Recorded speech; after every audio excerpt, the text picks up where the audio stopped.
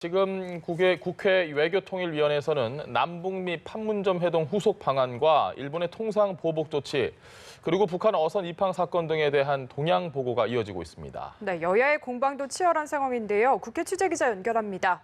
한지혜 기자. 네, 국회 외교통일위원회에 참석한 강경화 장관은 이번 판문점 남북미 정상회담이 하노이 회담 이후 주춤했던 대화 프로세스에 새로운 동력을 부여했다고 평가했습니다. 이 자리에 함께 참석한 김현철 통일부 장관은 이번 북미 정상회담으로 형성된 한반도 정세의 긍정적 흐름을 남북관계 발전으로 이어나갈 수 있도록 적극 노력하겠다고 밝혔습니다. 일본의 통상 보복 조치에 대해서는 불합리하고 상식에 반하는 조치라며 유감을 나타냈습니다. 민주당 송영길 의원 역시 일본의 행위는 WTO 협정 위반이라면서 국회 외통위 차원에서 결의안을 채택해달라고 강조했습니다. 야당에서는 일본의 수출 규제와 관련한 정부의 대일 외교력에 대한 비판을 쏟아냈습니다. 같은 시각 국회 국방위원회에서는 북한 어선의 삼척항 입항 사건이 화두인데요. 시작부터 파행을 빚었습니다. 안규백 위원장이 북한 목선 등에 대한 현안 질의에 앞서 국방부 방사청 등에 대한 업무 보고를 받는 것에 반발한 한국당 의원들이 회의 시작 40여 분 만에 모두 자리를 뜬 건데요. 안 위원장이 업무 보고를 서면으로 대체하는 데 합의하면서 회의는 다시 개의된 상태입니다. 야당은 회의 시작 전부터 북한 목선의 삼척항 입항과 관련한 정부 합동조사 결과 발표를 규탄하고 있는데요.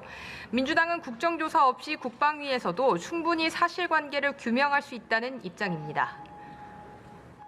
일단 오늘 교섭단체 대표연설을 시작으로 국회가 정상화 궤도에는 오른 것 같은데 남은 국회 일정을 두고 여야 간의 신경전이 팽팽하다고요. 네, 그렇습니다. 북한 어선 입항 사건과 국정조사 등을 놓고 대립이 계속되면서 여야는 교섭단체 대표연설과 대정부 질문에 대한 일정 합의만 이룬 상태입니다. 민주당은 추가 경정 예산안과 법안 처리를 위해서는 조건 없는 일정 합의가 이뤄져야 한다고 강조했습니다. 민주당 이인영 원내대표는 국회 교섭단체 대표연설에서 한국당을 겨냥해 추경은 이미 볼모로 잡힌 지 오래라며 더 이상 정쟁의 대상이 돼선 안 된다고 강조했습니다.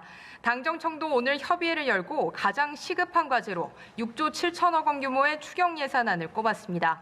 민주당 조정식 정책위의장은 추경이 통과되면 2개월 안에 70% 이상을 집행할 계획이라고 밝혔습니다. 한국당 황교안 대표는 내년 총선용 선심성 예산이 단 한 푼도 통과되지 않도록 예산 심사를 철저하게 하겠다며 국회 정상화 조건으로 국정조사 개최 방침을 고수했습니다. 이어 국회 법제사법위원회에서 최근 의원직을 상실한 이완영 전 의원 자리를 채우는 것에 민주당이 반대해 완전한 국회 정상화가 요원하다고 주장했습니다. 바른미래당 오신환 원내대표도 추경 심사가 시작되면 야당이 협조할 것은 다 하는 거라면서 민주당도 북한 목선 관련 국정조사를 수용하라고 촉구했습니다. 네, 그리고 더불어민주당 이인영 원내대표가 오늘 첫 교섭단체 대표 연설을 했습니다. 어떤 메시지를 전했습니까? 네, 국회 교섭단체 대표연설 첫 스타트를 끄는 민주당 이인영 원내대표는 패스트트랙 법안 지정 이후 석 달간 공전했던 국회가 정상화된 만큼 협치의 정신으로 일하는 국회를 만들자는 메시지를 전달했습니다. 이를 위해 1년 365일 일하는 상시 국회 체제를 도입하고 일하지 않는 국회의원에게 페널티를 주기 위해 국회의원 국민소환제가 도입되어야 한다고 강조했습니다. 한국당 나경원 원내대표는 민주당 이인영 원내대표의 대표연설이 기대에 못 미쳐 아쉽다고 평가했습니다. 나경원 원내대표는 실질적으로 공존이 되기에는 어렵고 근본적인 의회 민주주의 복원이 어려운 말을 했다고 지적했습니다. 바른미래당 오신환 원내대표는 상시 국회 제도와 국민소환제 도입 제안을 긍정적으로 검토할 필요가 있다고 밝혔습니다. 내일은 자유한국당 나경원 원내대표, 모레는 바른미래당 오신환 원내대표의 교섭단체 대표연설이 예정돼 있습니다.